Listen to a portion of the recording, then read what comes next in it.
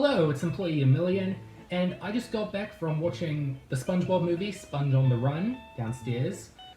And this might be a bit off the cuff, again, like all of my earlier vlogs and stuff, but just wanted to give off some first impressions of the movie. Might do a review of it later, maybe not.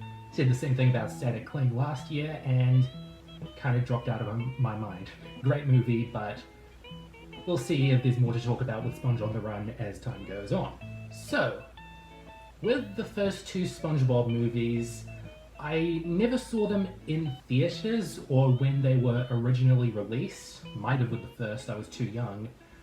Second, I wasn't into SpongeBob at that time, but I generally saw them on DVD and liked them when they were on DVD.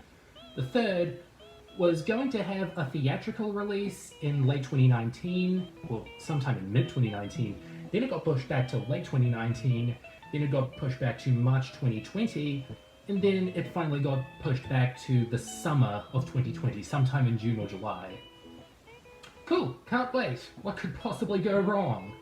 No doubt it was going to turn up on a streaming service eventually. I mean, it did have a limited run in Canada sometime earlier this year, but finally it's out, it's on Netflix. Odd that it isn't on CBS All Access, but they know that people watch Netflix more because it's just a more brandable name and all that. That is one of the main things I was worried about with this movie, is if it would ever come out, because hey, release hell is going to become a more common thing in this age where video on demand is becoming a very serious competition with cinemas.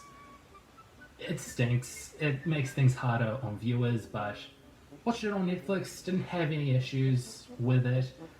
There was a little bit of like video problems at some point in a desert scene, but hopefully that didn't pop up for too many of you. Second biggest thing I was worrying about with this movie was the story, because this movie had been in development and production for 5 years. As soon as Sponge Out of Water was released and got positive reviews, the SpongeBob crew said, we're making a third movie, and looked like it was going to follow up on the design elements and story ideas that were done in that movie, but instead it slowly morphed into its own thing. It got its own crew, and they kept on going through all these different ideas. There was a leak a while ago where apparently SpongeBob was fighting off alien space cats. It was very strange, but looked very promising. Nintendo did a very good video on it if you want to watch his. And when the title was revealed to be It's a Wonderful Sponge, people were like, oh, it's going to be a wonderful life thing. What if SpongeBob was gone? Didn't they already do that?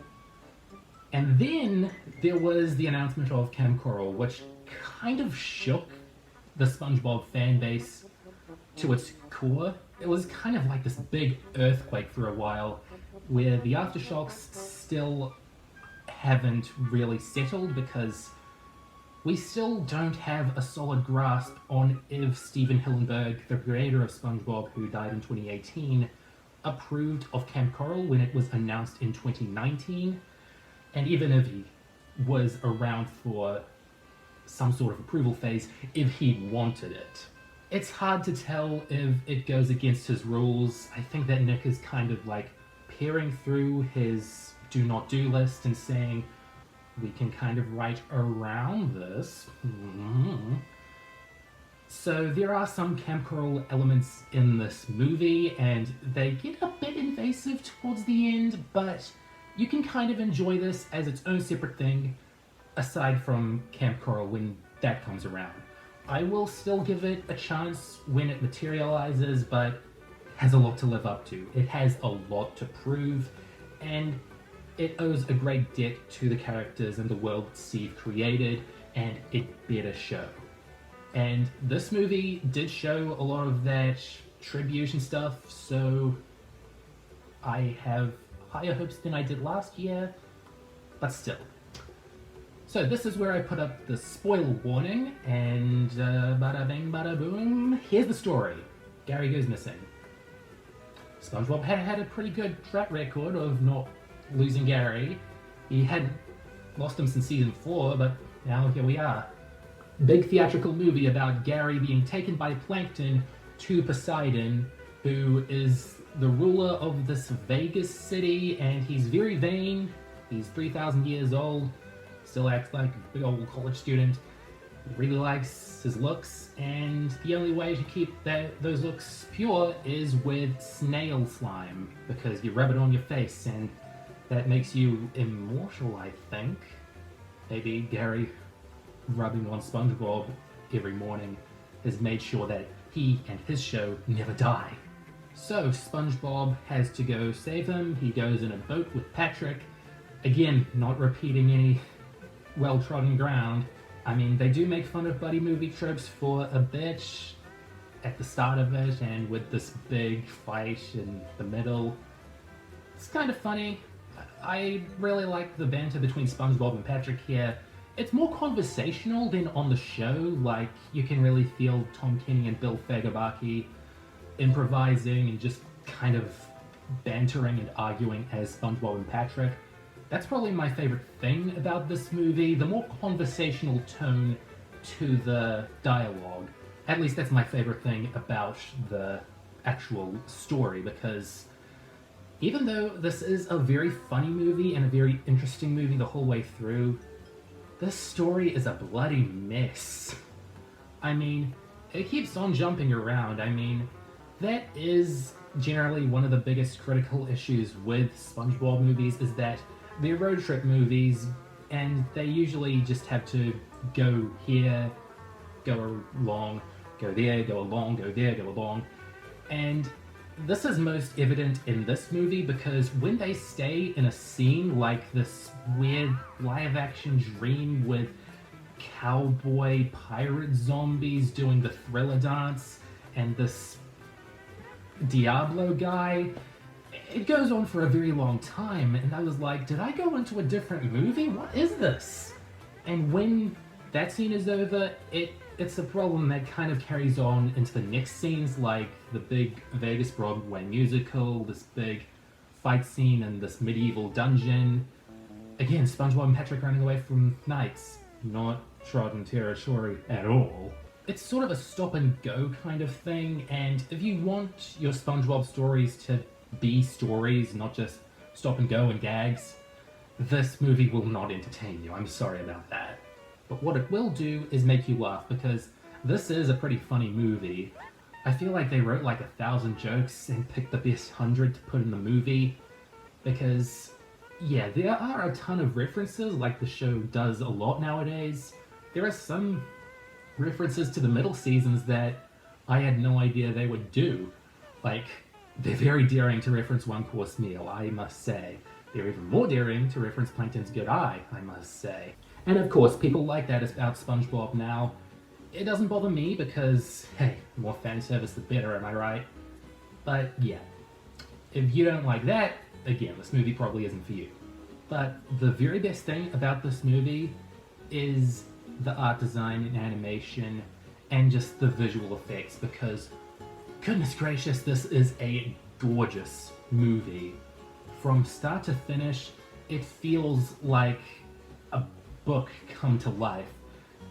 People have compared it to the Peanuts movie a bit, in that same vein of taking a cartoon and turning it into 3D and not really compromising a lot, because characters move at a slightly slower frame rate, which saves rendering and makes it look more believable as a cartoon than if it was silky smooth. I think that SpongeBob has always looked good in 3D too. I mean, just look at the old GameCube and PS2 era games. They look fine, pretty dated, but yeah, there was always a lot of potential for SpongeBob in 3D that Nick has always to an extent capitalized on, and this movie is like the fulfillment of all those potential great scenes and stuff. And all the characters are in character. SpongeBob's SpongeBob, Patrick's Patrick, Plankton's Plankton. There are some new characters to play with. Poseidon, not much better than King Neptune from the first movie. He fits into that same archetype of the vain king, though this time he's the king of the lost city of Atlantic City. You've also got a new robot made by Sandy, who is Otto the Automaton, who keeps saying that people are fired. She's fine. I mean, not the most memorable part of the movie. That would have to be Keanu Reeves' Bush. He's like the sage in it, and he's pretty funny. He oddly fits the tone of the movie, which is just like sort of, let's just go with it. It's got that sort of feel to it, where they'll think of a funny idea and just double down on it, like this ending scene where Poseidon realizes that he doesn't need all this fancy stuff that's keeping him pretty. He can just be free. And it's a pretty ugly scene, but not too ugly because this movie's just pretty in general and it helps. And yeah, what struck me as different about this movie compared to the show and 2 movies made before it is that it's a lot more reliant on popular music. Like, you hear and see references to a lot of 80s and 90s music that you probably hear a lot on the internet and stuff. And it's alright, it kind of fits the scenes that it's in, but yeah. But now, what you're probably wanting to hear about. How does Camp Coral intersect with this? Well, I have to say pretty haphazardly, because at the start of the movie, when Gary gets taken, SpongeBob has this flashback to when he first met Gary at Camp Coral as a kid, when SpongeBob was a little 10-year-old boy, and Gary was playing too much of that Purple Place game that you get on those old Windows things. Anyone remember those?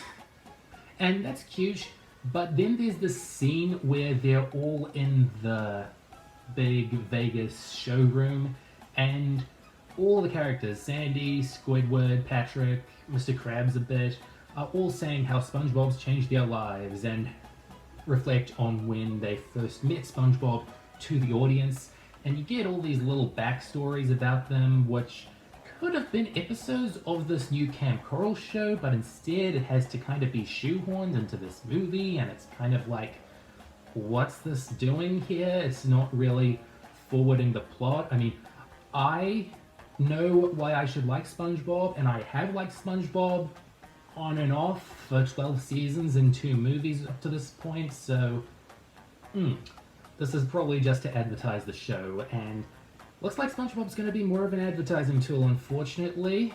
And there are more celebrities than usual, and they're celebrities and they do celebrity things that are more hip and with it and with the kids. And look, I'm not a kid anymore. Do I look like a kid? But you know, SpongeBob is a kid's show, and obviously a lot of it has to cater to a new generation. And SpongeBob's been around for 21 years. It's managed to survive this whole time through thick and thin, and I seriously, I mean, I don't hate the ideas that they're formulating for the SpongeBob spin-offs, and I don't know how they're going to make 3 at once. Maybe they'll just do Camp Coral 1 year, the Squidward show 1 year, Patrick show the other year, while they're still doing the show, if they're still doing the show, because it'd be hard to do that, maybe end the show for a bit while you're doing all these spin-offs, because you're really banking on SpongeBob, just like you have for the past 21 years, and through thick and thin, it's survived, but by the skin of its teeth, you know? So, as I was saying before, I really wish the new SpongeBob writers the best, the Camp Coral creative team the best. I really hope that they know what they're doing and that they're paying tribute to Steven Hillenburg, because this is a good movie and it pays tribute to Steve and his creations in a lot of good ways. I'm not saying that this is going to wreck the franchise, because this is obviously set in a new continuity, because, I mean, they reference the movie, which apparently takes place at the end of the timeline. So, who knows? SpongeBob is gonna become this big thing again, bigger than it's ever been before. How it goes, I don't know. Already I feel like this is probably my least favorite of the theatrical SpongeBob movies, but it's still pretty good. I had a good time watching it, and I really hope that you watch it, you enjoy things about it, and can have a civil discussion about it, because toxicity within the SpongeBob fandom is not a very pretty sight. If you don't like something, you gotta have a reason for it. That's sort of my thing, you know? So, yeah, things are wrapping up. I kinda had to stop some of the videos I was doing for the meantime to make this vlog, this sort of first impressions thing. And yeah, end of the year is coming up. I've got more SpongeComs planned. I've got more of my content planned for the best and worst of the year, and I've already watched some of the shows I'm doing next year and reviewing them. Hope everything goes well. I hope your day is going well. Stay safe. Goodbye for now. And seriously, have if you win, okay? See ya.